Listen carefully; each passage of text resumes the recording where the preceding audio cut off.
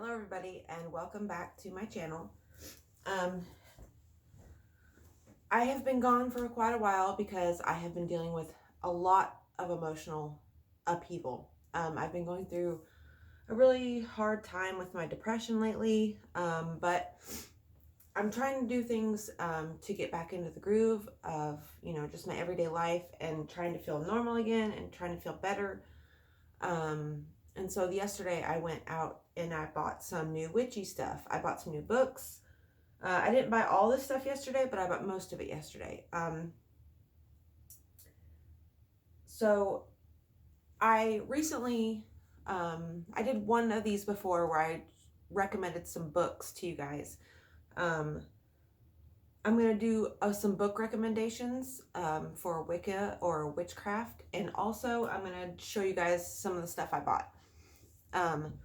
Okay, so the first thing I'm going to show you guys is what I've been doing recently, which is making oils. As you can see right there in that cupboard, this little cabinet here, it's all my oils. I've been really enjoying making oils. Before, when I first started making oils, I was using sunflower oil, which you can use that. You can use sunflower oil, you can use jojoba oil, or sweet almond oil. Now, all of those are good, but they also have kind of a slight scent to them. So if you're going to be wearing it on you, I wouldn't really recommend. I mean, they're good for like, those oils are good to use if you're like going to anoint candles or dress them. But what I've been using recently is castor oil. I bought this at Walmart for, I think it was like $6 or $7. And see, as you can see, it's a lot thicker. It's really thick. It's almost like the consistency of honey, like warm honey. And so what this one is the Fiery Wall of Protection oil, which is dragon's blood, incense, resin.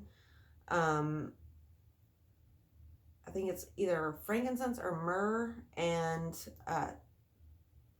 sea salt. And you mix it up, you smash it in a mortar and pestle, and then you put it in some oil. And you can use this it is very powerful oil to enhance any magical spell. The name entails, it's a protection oil. It is a really good thing to use to anoint candles, to like basically kickstart a spell. This one's really good. And I recently restocked on some resins that I got, that I've had, and I got some different ones. Amazon is a great place to find cheap herbs and resin if you don't have access to them, like in a store somewhere near you. Because I do have access to those things, but they're expensive in any type of metaphysical shop. Resins can get expensive. You can get a little bag of hardly anything for, $10 or so. But on Amazon, I bought, I think it was like 7 different types of resins for, I think, $20. And they were fairly good amounts. Like, okay, so I got sweet myrrh opamox. I can't say that one. But look how big the clumps are of that myrrh. Like, if I bought that in a store, this would have cost me probably $30. Okay, so I got the sweet myrrh. I got more dragon's blood resin. This stuff is one of my favorite resins. I got regular myrrh. I got 7 archangels, which I'm new to this resin. It's, as you can see, it's got different colors and different shades of stuff. Right now I've got I'm burning the last of this dream magic incense that I made. Okay, so, and all these resins, they smell really good. You could mix them together. You can mix them with oils. You can mix them, you can put them in candles after the candle melts and it will heat up. I got more frankincense, which frankincense is really good if you are feeling really sad or down or depressed or just negative in general. If you light some of this on some charcoal briquettes. Again, Amazon is a great place to buy your witchy supplies. They're cheap, they come quick, and you can get bulk, which, you know, it's always cheaper to buy bulk, especially if you go through things like this a lot. And the last resin I got was copal resin. This one is really popular, and it's really good to mix with the frankincense and the dragon's blood. Okay, so those are the resins I got. And then I got, where's that big, oh, excuse me, guys. This right here, I also bought this on Amazon as well. This big thing of incense cones. It's got white sage, and see, they come in these little boxes of, I think 10. I think there's 10 cones in here in each pack. There's white sage, the moon, lavender, myrrh, sandalwood, vanilla, dragon's blood. And then on the bottom, these are the ones I don't really like. I don't really like fruity smells. So this one's got lotus, coconut, tangerine, and frankincense. So I'll probably try the lotus and the frankincense, but not the tangerine or the coconut. That does not sound appealing to me. So those smell really good. And then I got, let's see, what else? Okay. This right here, these, I found these at a thrift store in Alaska, actually. Rain sticks. This one's a mini one. I love rain sticks. And then I found this one.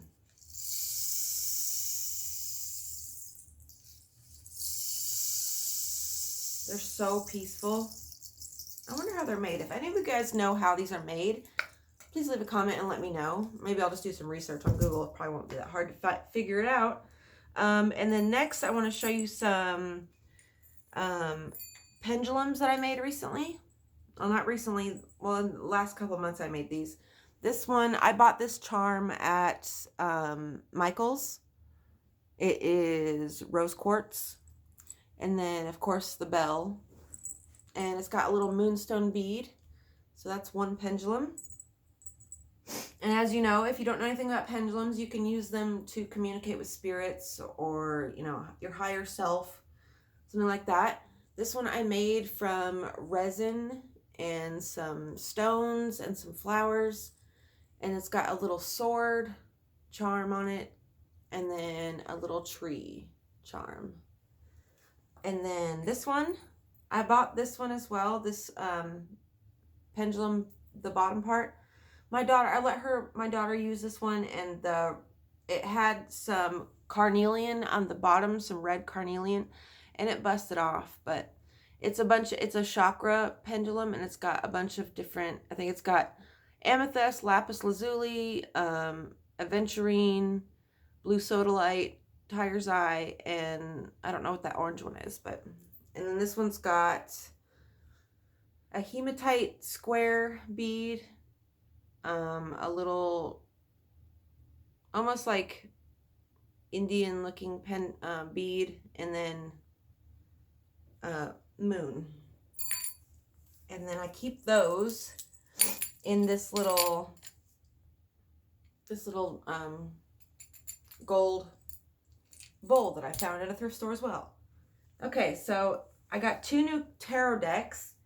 Now I collect tarot cards, and usually when people start getting into tarot cards, excuse me, you usually start to collect decks. It's just kind of inevitable. It happens unless you are like really a stickler. I've got one deck that I use for readings consistently, which is my Rider-Waite deck, because that one, you know, I've had that one and I've been using that one since I was like 14. So that one is really good to give me accurate readings. I never get, you know, iffy readings or things I can't read. So I use that one for my main deck. And if anyone asks me for a reading, I usually use that deck. I always use that deck. And these other decks that I have are kind of like just, you know, for my own fun, and they're beautiful. So this one is the Astrological Oracle deck. This one says, the wisdom of the stars in everyday living in 22 Art Nouveau cards. Feelings and intuition indicate the path towards the spirituality of the stars. So this one, I have not really played with this one, but they are very beautiful cards. There's only 22, and in a regular tarot deck, there are 78 cards. And so this is what they look like. This one is Luna. So they're like, it's kind of like that poster right there behind me. It's like that Art Nouveau, like that 1920s feel to them. Uranus, Mercury, and they're like a metallic. They're very beautiful cards. Yeah, so once I play with those, it looks like they have the planets, the astrological signs, or the zodiac signs. Here's me, the Libra. And then they have the days of the week. So, and then it comes with a little booklet, this is a very pretty book as well. So that was the first deck that I got.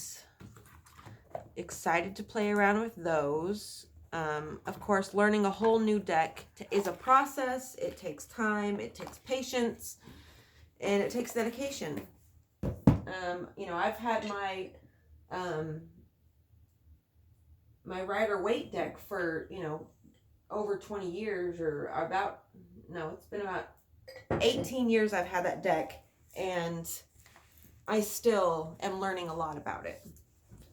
Okay, and so the next one I got is the Enchanted Map. I think these are oracle cards as well. This one says, imagine between the visible and the unseen is a guiding force that some call spirit, the holy will, the divine, the field, or consciousness. Using this card deck by Colette Baron Reed will connect you to that larger consciousness and guide you as you travel along on the journey of your life. The themes of these 54 cards represent some of the places you'll visit, the conditions you may encounter, and the allies and challengers you'll meet as you navigate a metamorphic map of your navigate a metamorphic map of your life's journey. The enclosed guidebook will help you ask the right questions and interpret the messages in your readings. So yeah, that one's really cool. I haven't messed with this one either. So, and now we'll go into the books. Now this is on, my mom gave me this book. This is the Ultimate Guide to the Rider-Waite deck. Now this one is different from the other Rider-Waite tarot books that I've seen. I've got the original book, but this one actually, see, as you can see, this is all one, each, page is one card. So it points out because on a tarot card, it's got everything in the tarot card of the picture of the tarot card is symbolic. It all has a meaning. So, usually when there's like water on a tarot card, which it means like dealing with the emotions in some way. So that's like kind of like a representation. So this right here on this other page, it will tell you like all about the card, the basic meaning, the spiritual experience, a card for the day, as a prognosis tendency for love and relationships, for success and happiness. So it's got like different meanings for different experiences and different situations. And then it's got, it breaks down the symbolism of the card. So it's got right here the figure's position or pose, the overturned cups, the castle, the bridge, the river, and the standing cups. So this one is really, really, really helpful if you have trouble with like laying out your cards and then reading them from, just by looking at them. because, you know, it takes a long time to understand the symbolism in tarot decks. And once you can understand the symbolism, you can break down the card and give an accurate reading.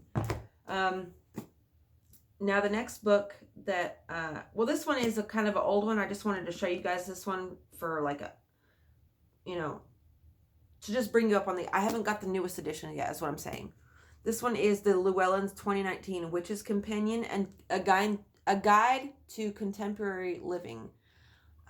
This one, it gives you ideas for unlocking the magical power of polarity, self-love magic, curing the magical hangover. It just gives you like so many tips on how to live your life, everyday life magically. It's got, you know, a lot of different, it's basically an almanac for everyday living is what it says. So the newest one that I got is the 2020 Llewellyn's Witches Spell a Day Almanac. This one is really cool. So it has every day of the week, or every single day of the calendar. It's basically like a calendar. And it's got, for every single day, it tells you which sign the moon is in, the color, it gives you the color of the day and incense of the day. And then it will either give you a meditation, it will give you a spell, or it will give you a practice to do. So like today is the 23rd. So today the spell is Dark Moon Detox. So it's basically saying like the dark moon is it's not an in-between time of moon phases. It's like a pause between moon phases. So today would be a good day to detox energetically your space. To set out, it says to set out a black candle on a plate with sage and some salt, and light the black candle and set that in the room where you want to detox the room of negative energy or just energetic buildup. And so every day it gives you different spells to do. So yeah, that one's really, really cool. I've been really enjoying that one. And it helps you also to just incorporate it, like especially if you want to do some witchy stuff every day, but you can't think of anything, or you just like don't have the energy to come up with your own spell. Having like a guide to give you like, it's kind of like the 365 or a year and a day spell thing, the Timothy Roderick thing, I think his name is. It's like that. My mom gave me this one as well. This one's called Witchery, Embrace the Witch Within. So this is basically like how, let's see what this one says. In this book, third generation witch, blah, blah, guides. Okay, you'll discover, connect with the power of your inner witch, create spells, potions, and rituals for love, protection, healing, manifestation. Amplify your energy by working with a book of shadows. Create an altar and decorate it according to seasons. Work with the moon and the seasons of the witch. Connect with your ancestors to receive their wisdom. So this gives you ideas on how, and it gives you like guidelines on how to create your own spells, and like it tells you information on how each aspect of a spell and what it would be used for, and ingredients, and you know, it has a formulary, which means like it has a spot where you can you know, pick out from ingredients based on what you want to accomplish. The next book I got, these kind of go, well, these three right here, well, no, these two right here kind of go hand in hand. This one is the House Witch, and I also have the Green Witch. So this one is herbal magic, obviously. The natural magic of herbs, flowers, essential oils, and more. As you can see, I've had this one for quite a bit, and I've went through it, and it's got like, it tells you a bunch of different magical plants, the magic of trees, live closely with the earth. It just tells so much, gives you like blessings and rituals to do on holidays and with the seasons. This one is about creating a magical home in a magical space. Basically like hearth magic, creating spells and rituals for the home, how to do charms and amulets and stuff like that, protection amulets for your house. And then also this one, the magical household spells and rituals for the home. Basically a little bit of the same type of book, but this one is a lot, it kind of gives you, it's more of like spells instead of like helping you to create your own rituals and spells. This one is kind of like a book of spells and rituals, basically. And then the last book, and the last thing that I've got to show you guys today is, this book is from Ellen Dugan, Garden Witchery, Magic from the Ground Up. This is a book on, if you were into gardening, this is a book on how to create basically a witch's garden. Which plants to plant, how to plant them, different flower folklore, moon gardening, and astrological timing, fairy magic, beginning to advanced witchcraft, Sabbath celebrations, sachets, wreaths, and charm bags, different types of gardens like shade garden, moon gardens, sun gardens, enchanted houseplants and container gardens, and magical herbal correspondences. So, great book if you're into gardening and if you're a witch. So, I really hope you guys enjoyed this video today, and I'm sorry that I have been MIA for, you know, a good 2-3 weeks. I don't even know how long it's been. I'm gonna try to be, it's harder for me to make videos now because I'm still self-conscious about filming in front of people, and my nephew lives with me now. So, you know, right now he's at work, so, you know, whenever I get time to, you know, do more videos, I think my next video, I'm going to show you guys some basic spells and some basic spell work. So if you want to stick around and watch those videos, I've got a whole bunch of videos y'all can, you know, look through. And if you have any video recommendations that you would like to see from me, please leave comments down below. You can find me on Instagram at the Hallow Grove. And I hope you guys really enjoyed this video, and I'll see you next time. Love you guys. Bye.